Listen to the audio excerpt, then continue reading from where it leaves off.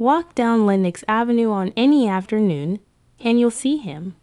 Bumpy Johnson, impeccably dressed in custom suits that cost more than most Harlem families earned in 6 months, stepping out of a Cadillac that gleams like polished obsidian, moving through crowds that part for him automatically because everyone knows who he is and what he controls. This is the Bumpy Johnson that Harlem sees, wealthy beyond imagination, powerful enough that politicians seek his endorsement and criminals fear his displeasure, sophisticated enough to discuss literature and politics with college professors, commanding enough that a single word from him can make problems disappear or can destroy someone's livelihood. The man who controls an estimated $5.0 million criminal empire who employs thousands, directly or indirectly through his policy gambling operations, who lives in a luxury apartment that white millionaires would envy, who wears diamond ring, G's and silk ties and Italian leather shoes that cost what his mother used to earn in an entire year. But the Bumpy Johnson that Harlem sees today, the wealthy, powerful, untouchable criminal, emperor, bears almost no resemblance to the Ellsworth Johnson, who arrived in Harlem as a 14-year-old boy so poor that he owned one pair of pants with holes in the knees, one shirt that had been patched so many times the original fabric was barely visible, and shoes with soles so worn through that he walked on cardboard he'd stuffed inside to cover the holes. That boy, hungry, desperate, burning with rage at injustices he'd experienced, but couldn't yet articulate, contained within him the seeds of the man he would become. But nobody who saw 14-year-old Ellsworth Johnson arriving in Harlem with his family carrying everything they owned into battered suitcases could have predicted that this starving child from South Carolina would become the most powerful black criminal in America and history. This is the story nobody knows. The story Bumpy Johnson doesn't talk about. The story his closest associates whisper about but rarely discuss publicly because it's too raw, too pie, and full, too real. This is the story of poverty so extreme it shaped every decision Johnson made for decades. The story of hunger that never quite left him, even when he had more money than he could spend. The story of humiliation and powerlessness that became the foundation for building power that nobody could take away. For the first time, Ebony magazine has spoken with people who knew Ellsworth H. Johnson before he became Bumpy Johnson. Childhood friends from South Carolina, relatives who remember the family's desperate poverty, teachers who recognized his brilliance and grieved when circumstances destroyed his education, and their testimonies reveal a childhood so brutal that it's shocking Johnson survived it at all, much less that he transformed that suffering into the fuel that built a $50 million empire. The first time I saw Ellsworth Johnson, he was maybe 6 years old, and he was so skinny you could count his ribs through his shirt. Remember Samuel L. Matthews, now 67, who grew up 3 houses down from the Johnson family in Charleston's colored neighborhood.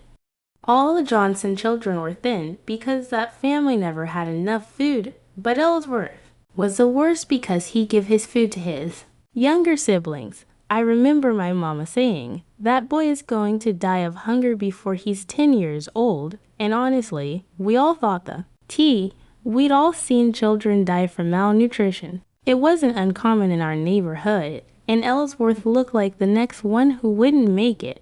The Johnson family lived in what charitable people called a shack, and what honest people called a death trap waiting to collapse, a wooden structure approximately 16 feet by 20 feet that housed 9 people.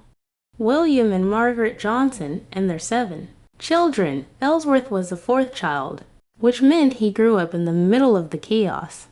Never the oldest who received extra attention, never the youngest who received extra protection, just one of 7 children competing for food that was never sufficient and attention that parents were too exhausted to provide. That house they lived in wasn't fit for animals. Matthews continues, his voice still carrying pain decades later. The walls had gaps so wide you could see through them to the outside. Rain came through the roof when it stormed. There was no heat except a tin white stove that didn't warm more than a few feet around it. 9 people living in a space that couldn't have been more than 320 square ft. Sleeping on the floor because they didn't have beds, wearing the same clothes day after day because they didn't have enough clothing for people to change. I remember thinking even as a child that this wasn't right, that people shouldn't have to live like but that was just how colored families lived when they were poor in South Carolina, and the Johnson family was desperately poor.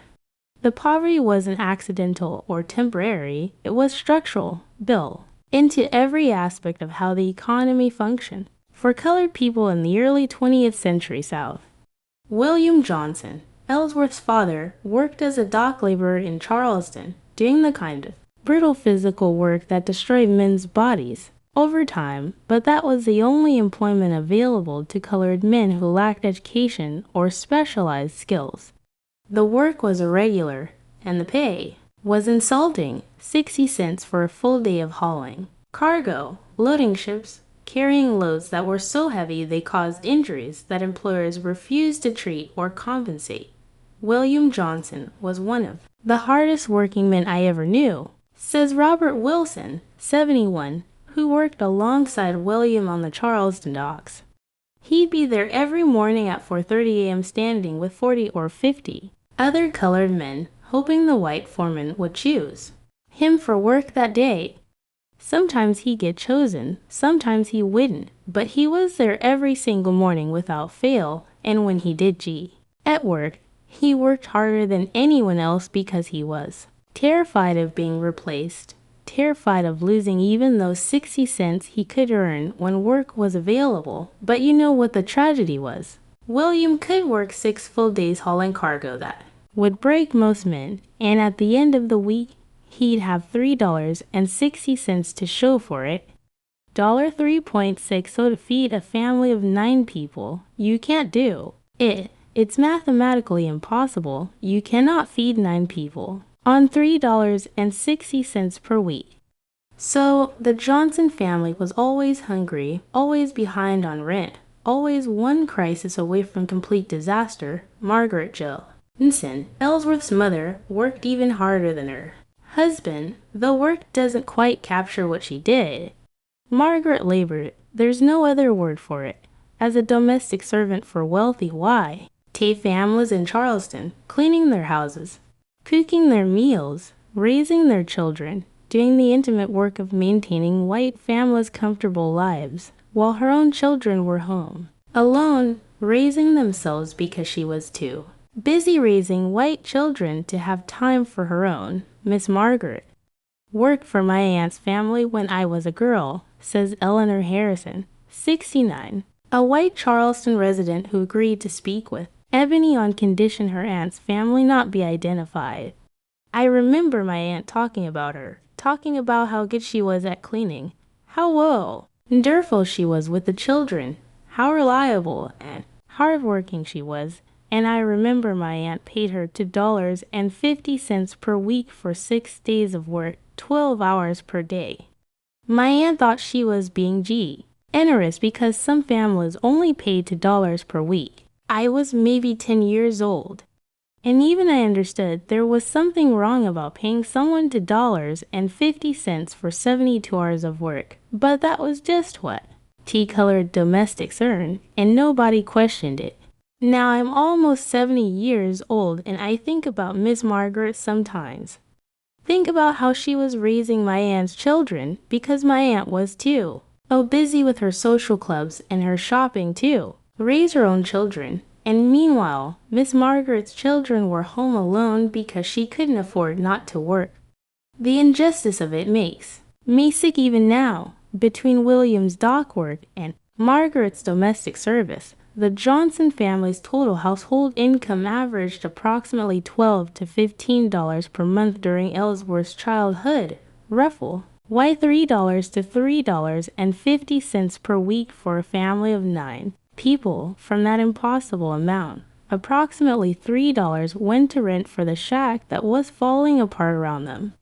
Approximately $8 to $10 Dollars went to food when they could afford food, and whatever remained, usually $1 to $2, had to cover everything else. Clothing for 7 growing children, firewood for cooking and heat, medicine when someone got sick, the endless mall. Expenses that poverty doesn't eliminate, but makes impossible to afford.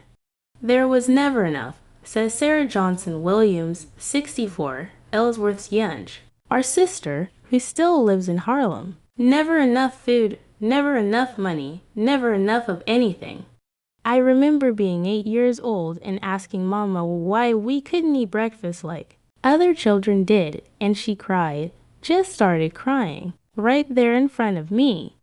She said, "Baby, we eat what we can afford, and we can afford 1 meal per day if we're lucky. 1 meal per day for 7 growing children. I was hungry every single day of my childhood until we moved to New York. Every single day.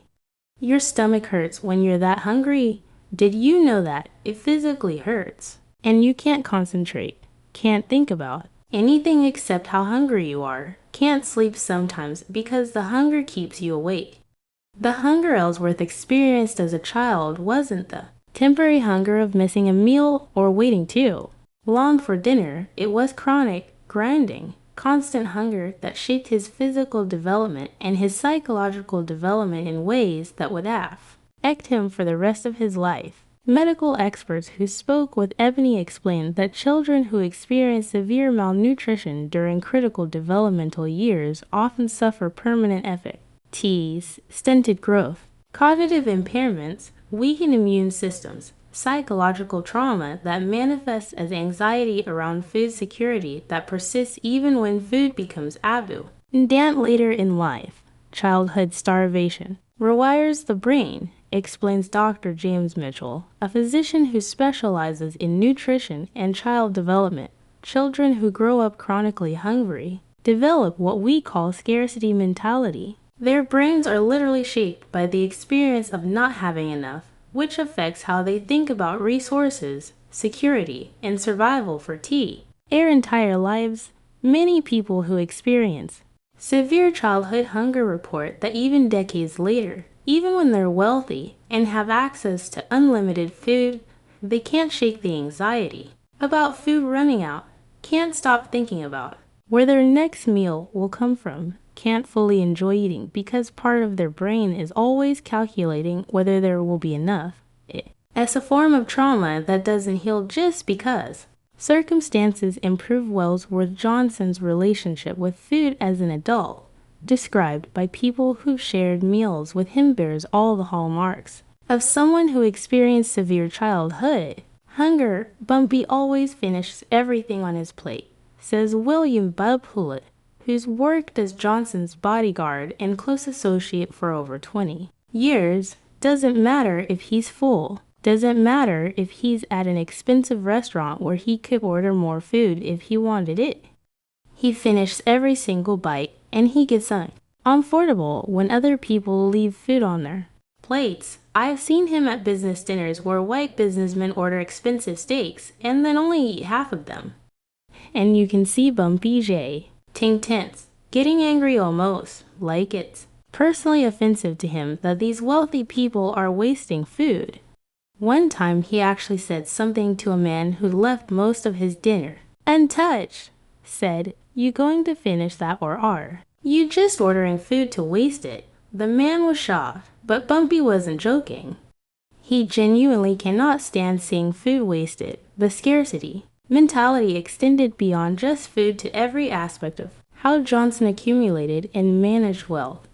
Bumpy saves everything, says Theodore Teddy Green, Johnson's attorney and financial advisor. He's worth $5 million, but he still saves rubber bands, still reuses envelopes, still keeps meticulous track of every penny he spends. I've tried to tell him he doesn't need to be that careful anymore. That he has more money than he could spend in 3 lifetimes, but he can't help it.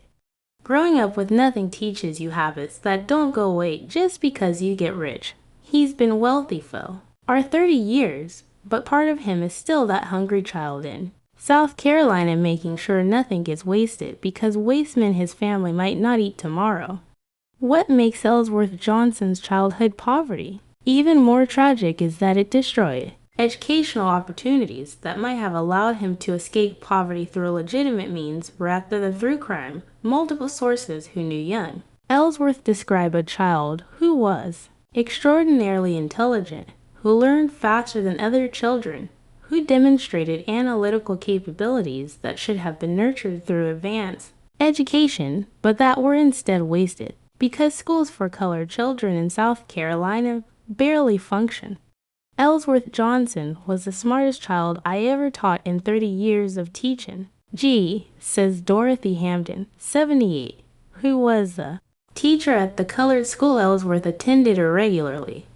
He learned to read in weeks when most children took months.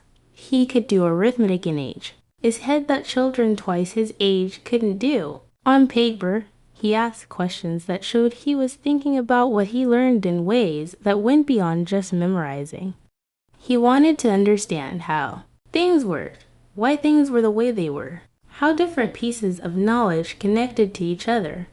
I told his mother that Ellsworth could become something extraordinary if he had access to per-education, if he could attend a real school with qualified teachers and adequate materials and opportunities for advancement. But the school Ellsworth attended, the only school available to colored children in his Charleston neighborhood, was the opposite of what a child with his intelligence needed. A single room serving approximately 60 children ranging from age 5 to age 14, taught by one teacher who had herself only completed 8th grade with no books except a few tattered textbooks that were decades old and that had been discarded by white schools when they got new materials, with no paper or pencils except what children brought from home, with no heat in winter except what a small wood stove provided when the school could afford firewood. That school was an insult. Hampton continues, her voice still carrying her. Decades later, the white schools in Charleston had multiple classrooms, had qualified teachers with college educations, had new textbooks and supplies and laboratories and libraries. The colored school had me, one woman with an 8th grade education, trying to teach 60 children of different ages, all in one room, and we have maybe 10 books total that were so old and so damaged they were barely readable. How is a brilliant child supposed to develop in those conditions? How is anyone supposed to learn when the very structure of the educational system is designed to ensure colored children receive the minimum possible education so they can barely read and write but can't develop the skills needed for professional careers? The inadequacy of the education available to Ellsworth was compounded by the reality that even if he had received excellent education, there were virtually no opportunities for educated colored people. In South Carolina in the 1910s, colored lawyers couldn't practice in most courts. Colored doctors couldn't treat white patients and struggled to earn livings serving only colored communities that were poor to pay adequate medical fees. Colored teachers earned a fraction of what white teachers earned and worked in schools that had no resources. The few colored people who did manage to get advanced education often left the South entirely because there were no opportunities to use their education in places where white supremacy was so total. I told Ellsworth's mother that his intelligence would be wasted. Hampton says quietly, I told her that even if he stayed in school, even if he somehow got access to better education, the world wasn't going to give him opportunities that matched his capabilities, because the world didn't care how intelligent colored children were. I've thought about that conversation so many times over the years. I crushed tea. Had mother's hope because I thought I was being realistic. Thought I was preparing her for the truth that her brilliant son wasn't going to have the life his intelligence should have provided. And I was right. Ellsworth didn't become a doctor or lawyer or professor, but I was also wrong because I never imagined he'd become what he became. I never imagined that the intelligence I saw in that child would be applied to building a criminal empire instead of being applied to legitimate professions. Part of me wonders what Ellsworth Johnson could have accomplished if he'd been born white, or born 20 years later, or born in a place where brilliant black children were given opportunities instead of being told their brilliance didn't matter. Ellsworth stopped attending school permanently when he was 11 years old, just stopped going one day and never returned despite his mother's pleading, despite his teacher coming to their shack to try to convince him to continue. I asked Ellsworth why he wouldn't come back to school. Hampton recalls, he looked at me with these eyes that were old for an 11-year-old child. And he said, "Miss Hampton, what's the point? You told my mama I'm smart, but that it doesn't matter, because no white person is going to give me a job that needs intelligence. So why should I waste time learning things that won't help my family? Eat. I can work and earn money instead of sitting in school learning how to read books we don't have about things that don't matter." I didn't have an answer for him. He was right. That was the tragedy. This brilliant child was making a rational decision based on accurate assessment of his circumstances. And his rational decision was to abandon education because education was useless for colored children in South Carolina. What shaped Ellsworth Johnson more than the hunger or the poverty or the destroyed educational opportunities was the rage, the burning, constant, all-consuming anger at the injustice of everything he experienced, at the gap between how hard his parents worked and how poor they remained, at the casual cruelty of white people who profited from black labor while treating black people as subhuman, at the waste of his own intelligence because society had no use for intelligent colored children, at the entire system that seemed designed to ensure colored people remained powerless and poor, regardless of their efforts or their capabilities. Ellsworth was angry all the time when we were children. Remember Samuel Matthews, the childhood free, and who thought Ellsworth would die before age 10, not loud angry, not fighting angry. He wasn't getting into fights with other children or causing trouble, but you could see it in his eyes, in how he carried himself, in how he talked about white people and about the world. He was furious at the injustice of everything. His father worked harder than any man I ever saw and couldn't feed his family. His mother was exhausted all the time from working 2 jobs, and still they were poor. Ellsworth was smarter than any child in our neighborhood, but couldn't go to a real school, and he understood. Even as a child, he understood that this wasn't random bad luck or his family's fault. This was systematic, deliberate, designed to keep colored people down no matter what they did. The rage crystallized around specific incidents that Ellsworth witnessed and that stayed with him for decades. I remember when Ellsworth was maybe 9 years old, says Sarah Johnson Williams, his younger sister. Our mother came home from work crying so hard she could barely speak. The white woman she worked for had accused her of stealing, said Mama had taken food that the woman had actually told Mama to throw away, but had then forgotten giving that instruction. The woman threatened to call the police and have Mama arrested unless Mama apologized and accepted lower wages as punishment for the theft. Mama apologized for something she didn't do and accepted being paid even less than the almost nothing she was already earning, because if she lost that job we'd starve. Ellsworth watched our mother cry from the humiliation of it, and I saw something change in his face. He didn't cry. He just got very quiet and very cold.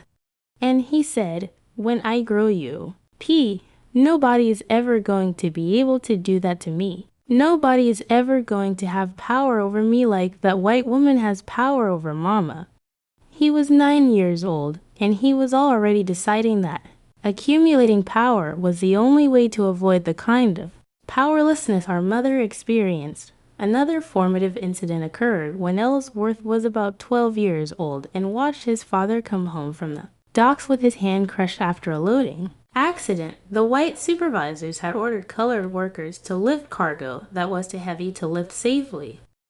And when William's hand was crushed in the accident, the supervisor blamed William for being careless, refused to pay for medical treatment, told William he could either go back to work with his crushed hand or lose his job. My fat wrapped his hand in rags and went back to work the next day. Sarah remembers his hand was probably broken, but he never got it treated because we couldn't afford a doctor and his employer wouldn't pay for treatment. That hand healed wrong and caused him pain for the rest of his life. Reduced his ability to do physical labor, probably shortened his working life by years, and Ellsworth watched all of that happen, watched his father injured. Because white supervisors cared more about moving cargo quickly than about colored workers' safety. Watched his father have to go back to work injured cause we needed the money. Watched his father's hand heal wrong because we couldn't afford proper medical care. I think that was when Ellsworth decided that poverty was intolerable, that being powerless was intolerable, that he'd rather die than live the kind of life our parents were living. The rage Ellsworth felt wasn't just personal. It was political, structural, and understanding that what his family experienced was part of a larger system of oppression that affected all colored people. Ellsworth talked about race and injustice in ways most children didn't, remembers Robert Wilson, who knew the family from church. Most of us children just accepted that this was how things were. White people were rich and colored people were poor. White people had power and call. Colored people didn't. That was just the natural order of things, but Ellsworth questioned it constantly. He'd ask why white children went to schools with books while colored children went to schools with nothing. He'd ask why his mother worked harder than any white woman, but earned less in a week than white women spent on a single dress. He'd ask why his father's life was worth less than white men's lives, why his father's injury didn't matter to the people who caused it. And he wasn't just asking questions, he was angry about the answers. Angry that the world was designed this Washington. Why? Determined that somehow he'd find a way to escape the fate that white supremacy had designed for colored people. When the Johnson family decided to leave South Carolina and join the Great Migration to New York, they were making a decision that millions of black families made during that era. A desperate attempt to escape the brutal poverty and racism of the South in search of better opportunities in northern cities. But for 14-year-old Ellsworth, the migration wasn't just about finding better opportunities. It was about escaping a place that had tried to destroy him and finding a place where the intelligence and the determination and the rage that had been building inside him for 14 years could finally be channeled toward building the power and wealth he had decided were the only protections against the kind of powerlessness and poverty that had defined his childhood. I remember when Mama told us we were moving to New York. Sarah recalls, all of us children were excited. Except Ellsworth, we were thinking about the train ride, about seeing a big city, about going somewhere new.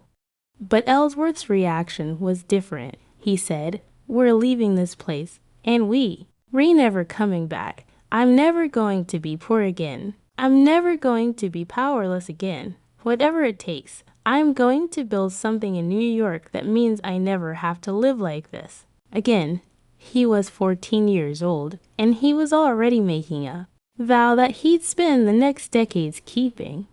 The journey from Charleston to New York took 3 days, with the Johnson family riding in the colored section of the train, carrying everything they owned into battered suitcases and one wooden crate.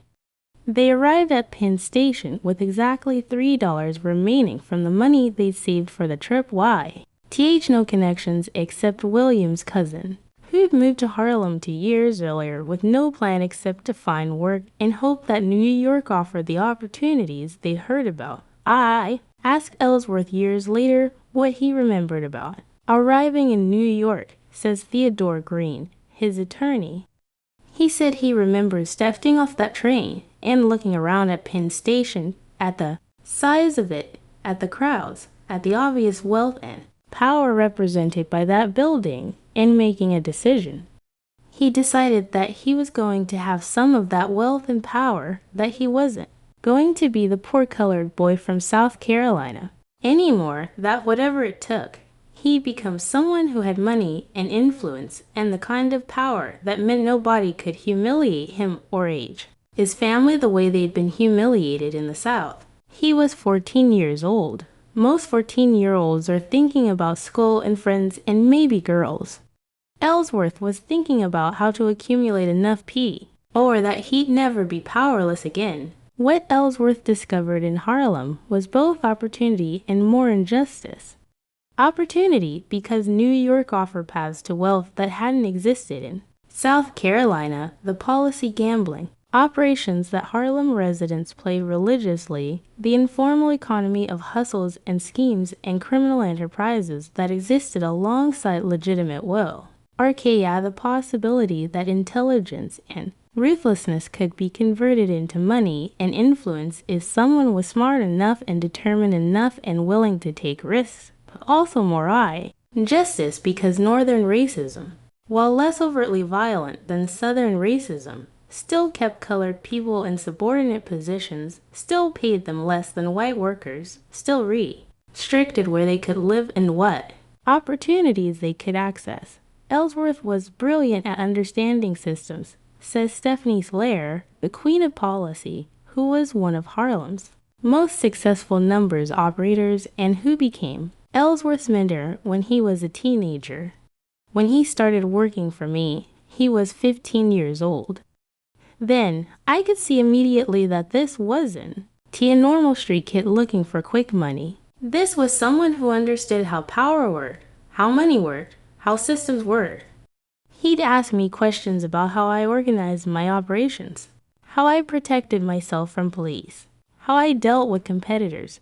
He was learning constantly, analyzing everything, figuring out not just how to do what I did, but how to do it better. And the motivation wasn't greed, at least not normal greed. The motivation was this absolute determination never to be poor again, never to be powerless again, never to experience tea. He kind of hunger and humiliation he'd experienced as a child over the next decade, from age 15 when he started working for St. Clair to age 25 when he'd established his own independent policy operations. Ellsworth Johnson transformed himself from a poor immigrant from South Carolina into one of Harlem's most successful criminals. He learned the policy business from St. Clair, learned how to org, and as runners and collectors, learned how to calculate odds and manage money, learned how to deal with police and politicians who demanded bribes. He built a reputation for intelligence and reliability, for being someone who kept his word, and who solved problems efficiently, and he accumulated money. First hundreds of dollars, then thousands, then tens of thousands, money that represented just wealth, but security, power. The ability to never be hungry again, the ability to protect himself and his family from the kind of poverty that had nearly destroyed them. First time Ellsworth gave money to our mother. Sarah remembers. He was maybe 18 years old and he handed her $100. $100, more money than our mother had ever held at one time in her entire life. Mama started crying and tried to refuse it. Said she didn't want money from criminal activities, didn't want her son risking himself doing illegal things, and Ellsworth said something I forget. He said, "Mama, you worked yourself nearly to death for 20 years for white people who paid you almost nothing and treated you like you were worthless. Now I'm making more in a week than you made in a year, and I'm giving it to you because you deserve to have some comfort after everything you sacrificed. Take the money, buy food, buy warm clothes. Maybe stop working so hard because your son can support you now." Mama took the money, and from that day forward until she died, Ellsworth made sure our mother never had to work again, made sure she lived in a nice apartment, made sure she had everything she needed. The money was illegal, but the love behind it was real. Today, Bumpy Johnson controls an estimated $50 million in assets, cash, real estate, business interests, both legitimate and criminal. investments in various enterprises throughout New York. The exact figure is impossible to verify because Johnson's wealth is deliberately hidden through complex corporate structures and offshore accounts, but financial experts who studied his operations estimate his net worth is somewhere between $45 million and $60 million, making him one of the wealthiest black men in America and certainly the wealthiest black criminal in American history. Bumpy's wealth is structured very deliberately, explains Theodore Green. He owns Apartment B, holdings throughout Harlem that generate rental income. He owns legitimate businesses, restaurants, nightclubs, taxi companies that provide legal income and employment for hundreds of people. He has investments in stocks and bonds managed through accounts that can't be traced back to him directly. And then he has the policy gambling operations that generate millions per year in revenue. When you add it all together, his net worth is probably $50 million, maybe more. For context, that's equivalent to what some Fortune 500 company executives are worth. A poor boy from South Carolina who left school at age 11 is as wealthy as corporate presidents who went to Harvard. The wealth manifests in visible and invisible ways. Visibly, Johnson lives in a luxury apartment on Sugar Hill, one of Harlem's most prestigious addresses. He wears custom suits from Italian tailor that cost $800 each. He drives a new Cadillac every year. He dines at the best restaurants, travels internationally, collects art and rare books. But the invisible manifestations of wealth might be more significant. The security of knowing he could stop working today and live comfortably for the rest of his life. The power to help family members and friends financially, the ability to influence politics through contributions and connections. The respect that comes from being wealthy in a society that measures value in dollars. But here's what people don't understand about Bumpy's wealth, says William Hewlett. The money isn't just about having nice things. The money is about power and security and never being vulnerable. The way he was vulnerable as a child, Bumpy could live in a mansion in Westchester if he wanted to. He can afford it, but he chooses to live in Harlem, chooses to be visible in his community, chooses to use his wealth in ways that help other people who are struggling the way his family struggled. He remembers what it's like to be hungry. He remembers what it's like to watch your parents work themselves to exhaustion for almost nothing. And that memory drives everything he does with his money. Johnson's charitable activities, largely reported by mainstream press but well known in Harlem, include annual Thanksgiving turkey distributions that feed thousands of families, regular financial support to churches and community organizations, informal assistance to individuals who need help with medical bills or rent or other emergencies. Bumpy gives away probably $200,000 to $300,000 per year to help Harlem residents. Estimates Green. Sometimes it's organized charity like the Thanksgiving turkeys, sometimes it's individual assistance. Someone comes to him saying they're about to be evicted and he pays their back rent. At times it's supporting community institutions, like funding youth programs or helping churches repair their buildings. He doesn't publicize it because he's not doing it for recognition. He's DOI-NG it because he remembers being the person who needed help, remembers what it's like when there's no safety net and no help available. Despite decades of distance from the poverty of his childhood, despite wealth beyond anything he could have imagined as a starving child in South Carolina, despite power and influence and success that should have erased the trauma of those early years, Bumpy Johnson remains shaped by the hunger and the powerlessness and the rage that defined the first 14 years of his life. You can see it in how Bumpy operates, says Stephanie Slayer. He's been wealthy for decades, but he's never wasteful, never careless with money, never takes security for granted.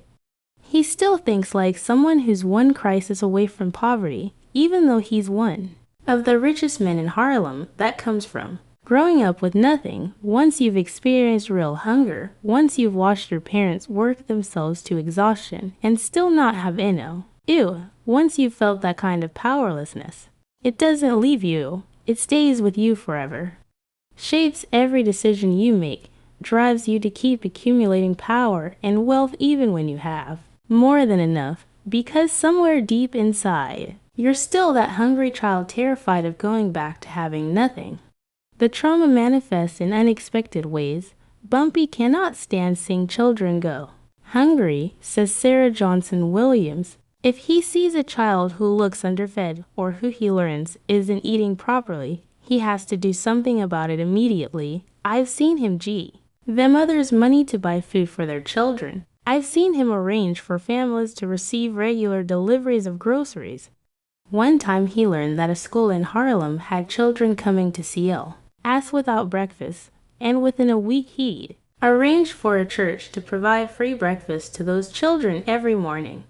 It's not just charity, it's personal. Those hungry children are decades ago, and he can't bear seeing them suffer the way he suffered. Friends and associates report that Johnson sometimes has nightmares about his childhood.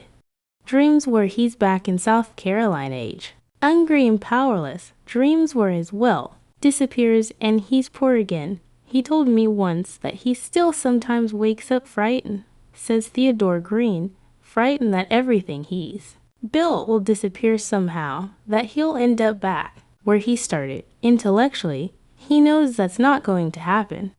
He's diversified his assets, protected himself financially, built security that can be easily destroyed, but emotionally, the fear of losing everything and being poor again never completely leaves him. That's the legacy of childhood poverty. It scars you in ways that do and heal just because circumstances improve. The question that haunts everyone who knows Bumpy Johnson's full story is what he could have become if he'd been born in different circumstances. If his intelligence and determination had been channeled toward legitimate pursuits instead of toward crime. If society had provided opportunities for brilliant black children instead of deliberately destroying those opportunities through segregation and discrimination. I think about this all the time, says Dorothy Hamden, the teacher who recognized Ellsworth's brilliance when he was a child. What could that brilliant mind have accomplished if he'd had proper education? If he'd been able to go to college, to graduate school, to pursue whatever field interested him, he could have been a doctor, a lawyer, a professor, a scientist. He had the intelligence to become anything he wanted to become. But society didn't give him those opportunities, didn't care that he was brilliant, only cared that he was colored and that colored people were supposed to remain in subordinate positions.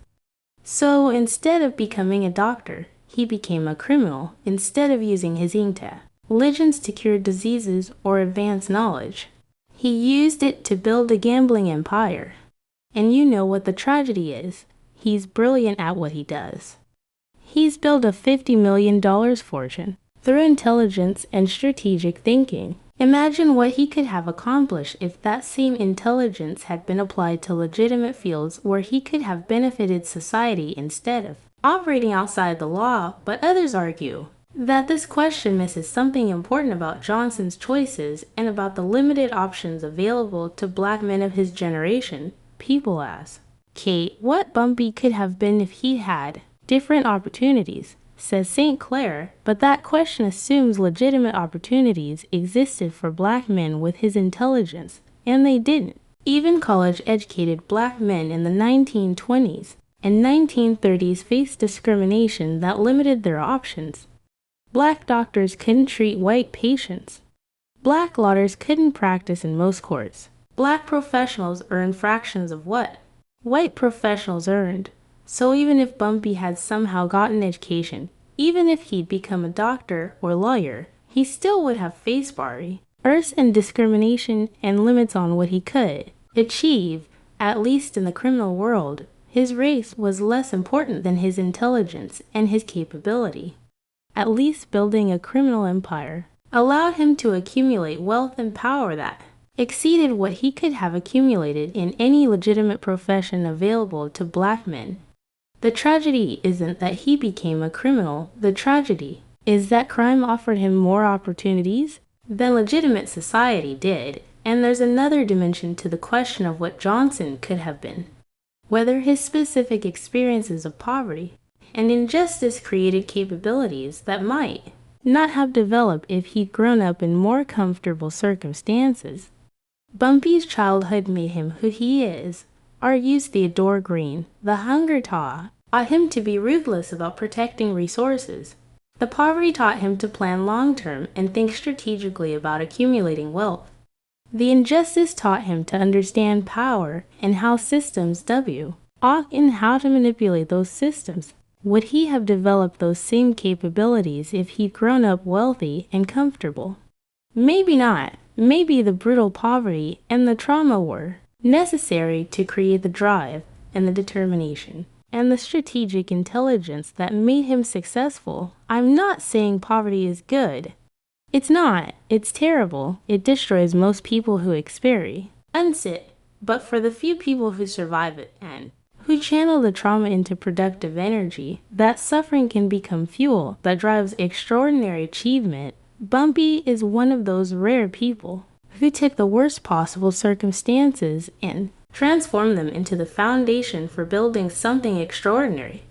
Today, when Bumpy Johnson walks down Lenox Avenue in his $800 suit wearing his diamond rings and his Italian shoes, when he steps out of his Cadillac that costs more than most Harlem families earn in 5 years, when he conducts business that involves moving millions of dollars with a phone call, he's the living embodiment of a transformation so complete that it's almost impossible to reconcile the wealthy, powerful man with the starving child. But everyone who knows Johnson's full story understands that the starving child never completely disappeared. That somewhere inside the wealthy criminal emperor is still that hungry boy from South Carolina who watched his parents work themselves to exhaustion for almost nothing, who left school at 11 because education seemed useless, who experienced powerlessness so total that he dedicated his life to ensuring he'd never be powerless again. The hunger that shaped his childhood continues to shape his adulthood, continues to drive decisions and motivate actions and influence how he thinks about wealth and power and security. From a shack in South Carolina to a luxury apartment in Harlem. From meeting once per day to dining at the finest restaurants. From watching his mom humiliated by white employers to commanding respect from politicians and criminals and businessmen. From complete powerlessness to controlling a $50 million empire. From nothing to everything. That's the journey Bumpy Johnson made. And every dollar of the $50 million, every piece of territory he controls, every victory he's achieved over the past decades is built on the foundation of childhood poverty so brutal that it should have destroyed him, but that instead became the fuel that powered one of the most extraordinary transformations in American history. The boy who had nothing became the man who has everything, and he's never forgotten where he came from, never forgotten what hunger feels like, never forgotten the rage at injustice that turned a starving Kyle D into a criminal emperor worth $50 million.